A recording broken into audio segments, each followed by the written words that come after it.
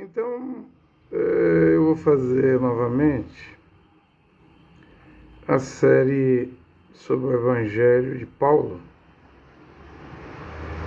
pregando os pontos, doutrinas, fundamentos que Paulo estabeleceu e que hoje nós devemos voltar, praticar, obedecer, pôr em prática, alinhar da mesma forma que Paulo ensinou.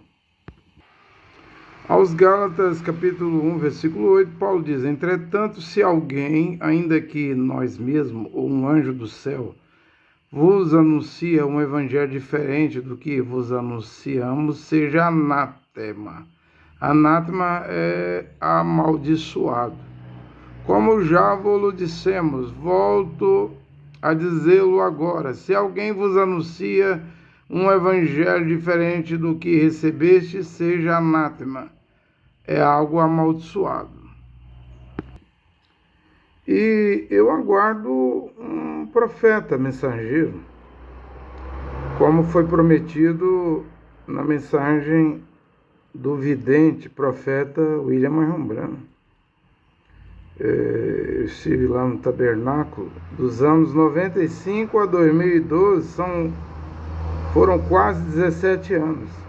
Ora, se eu sair do tabernáculo, é porque eu estava atrás de outro mensageiro após o William Branham. Isso quer dizer que a minha pesquisa, a minha busca e procura,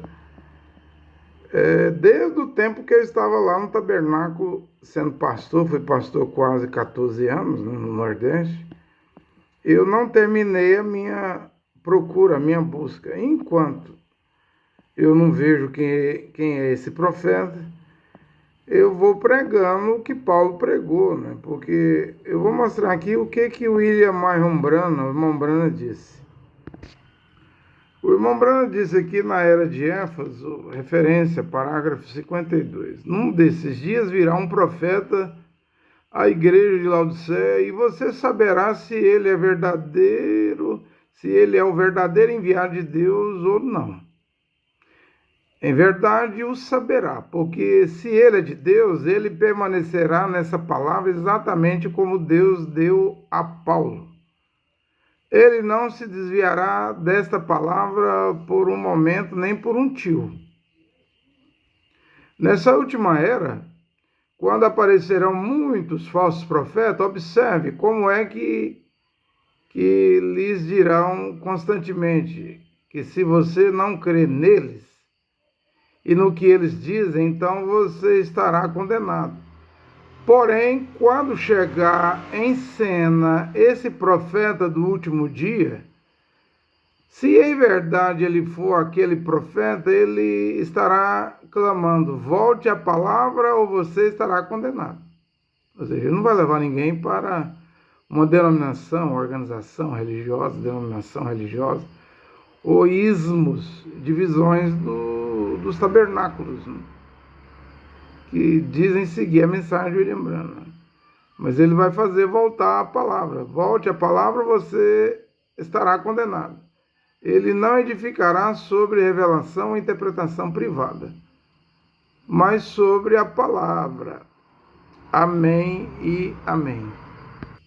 Então eu já publiquei aí no meu Facebook, nas redes sociais, para todo mundo ver, né? O ponto 1 e o ponto 2, que eu quero dar uma explicação. Já está aí em português, em espanhol, francês, inglês, porque é meu dever e é um direito. Eu tenho o dever de pregar e você tem o direito de ouvir para receber ou rejeitar. E o ponto 1 que eu comecei é sobre o lava-pés, né?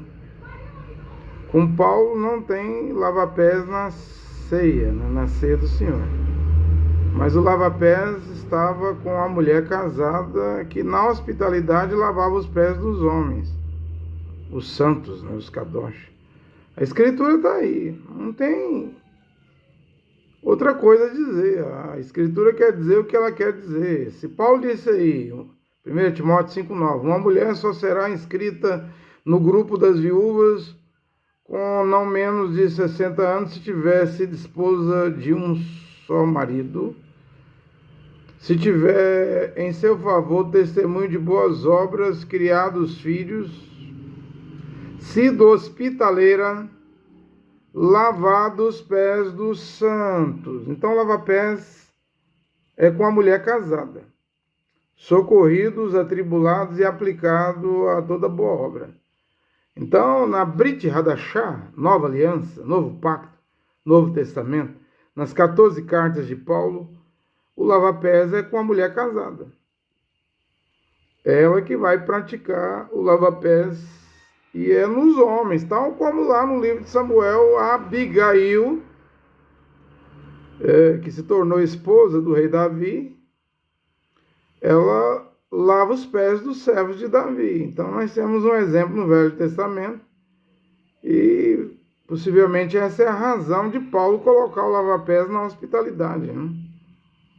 E aí tem a escritura da ceia do Senhor em 1 Coríntios 11 aí, ó. Quando, pois, vos reunides, o que fazedes não é comer a ceia do Senhor, cada um se apresenta para comer a sua própria ceia. E enquanto um passa fome, o outro fica embriagado, não tendes casas para comer ou beber, ou desprezais o correto é keynesiano, né? Keilah, comunidade, congregação de Deus. E quereis envergonhar aqueles que nada têm? Que vos direi? Hei de louvar-vos? Não, nesse ponto não vos louvo. Com efeito, eu mesmo recebi do Senhor o que vos transmiti na noite em que foi traído o Senhor Jesus, mas aí o Yoshua, né?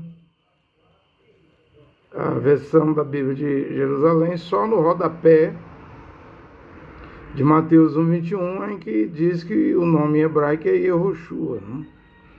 Tomou o pão e depois de dar graças, partiu e disse-lhe: isso é meu corpo que é para vós, fazer isso em memória de mim. Do mesmo modo, após a ceia, também tomou o cálice, dizendo: esse cálice é a nova aliança em meu sangue. Todas as vezes que dele beberdes, fazei em memória de mim. Todas as vezes, pois, que comerdes desse pão, bebei desse cálice, anunciai a morte do Senhor, até que ele venha. Eis porque todo aquele que come do pão ou bebe do cálice do Senhor indignamente será réu do corpo e do sangue do Senhor. Veja que ele não vai falar de lava-pés, não. Em João e Yohanan 13 tem o texto do lava-pés, mas aqui Paulo não toca nisso. Porque o Mashiach, o Shu, em João e Yohanan 13, diz: se eu vos lavei os pés, vós deveis lavar os pés uns dos outros. Mas ele não lavou os pés de Paulo, de Shaul. Shaul nem convertido era.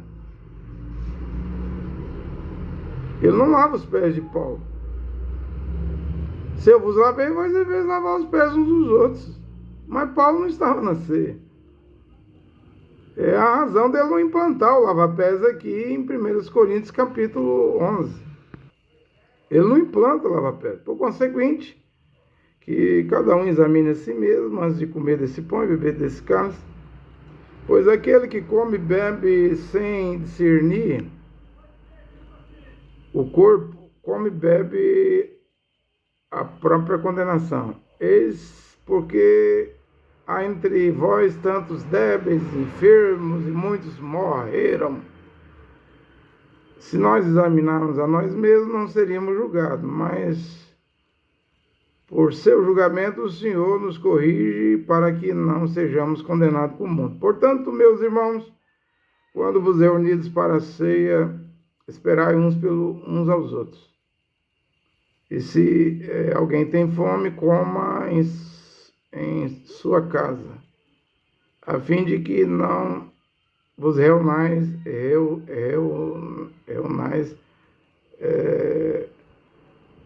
para a vossa condenação. quanto mais eu o determinarei quando eu chegar. 1 Coríntios 11 não tem lava-pés, não? Então esse é o primeiro ponto que eu trago, né? O lava-pés é para a mulher casada entre os gentios, as nações, entre os povos. No Evangelho de Paulo, nas 14 cartas de Paulo, devemos voltar ao lava-pés, mas quem vai fazer é a mulher casada, na hospitalidade, né? E nessa série que estarei fazendo sobre o Evangelho de Paulo, os pontos, o segundo ponto aí que eu escolhi, depois eu vim com o terceiro e aí vai, né? É bom porque você vai tomar conhecimento do Evangelho de Paulo, que ele pregou no primeiro século e que deve voltar hoje, né? Pelo menos para os filhos e filhas do Criador. O ponto 2 aí, com Paulo nem homem nem mulher pode casar de novo, né? Ou seja, Paulo não autorizava o segundo casamento. 1 Coríntios capítulo 7, versículo 10, quanto àqueles que estão casados, ordeno não eu, mas o Senhor. Então é um mandamento do Mashiach, Yehoshua. Aí no Novo Testamento, na Brit Hadashah, a mulher não se separe do marido. Esse é o mandamento.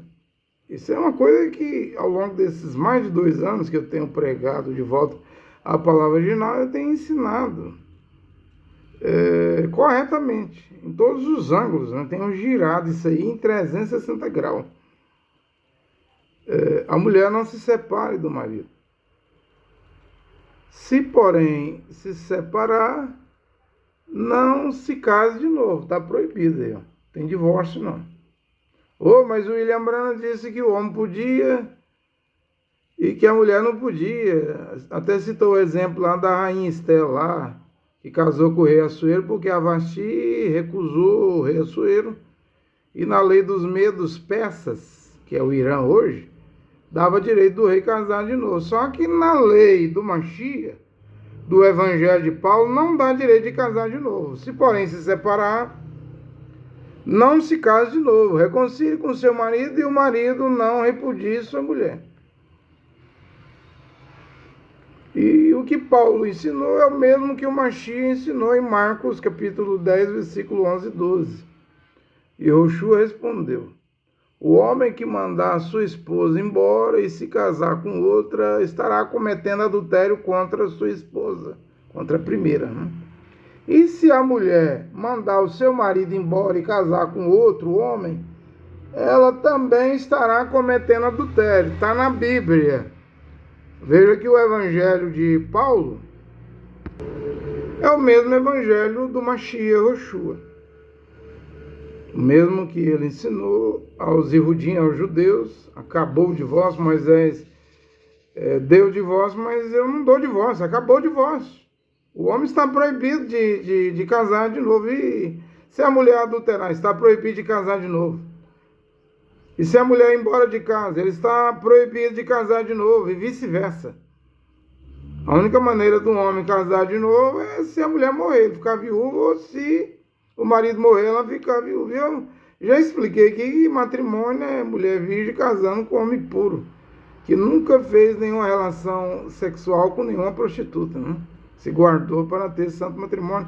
Isso está bem explicadinho, né? Está bem explicado. Então eu termino por aqui, né?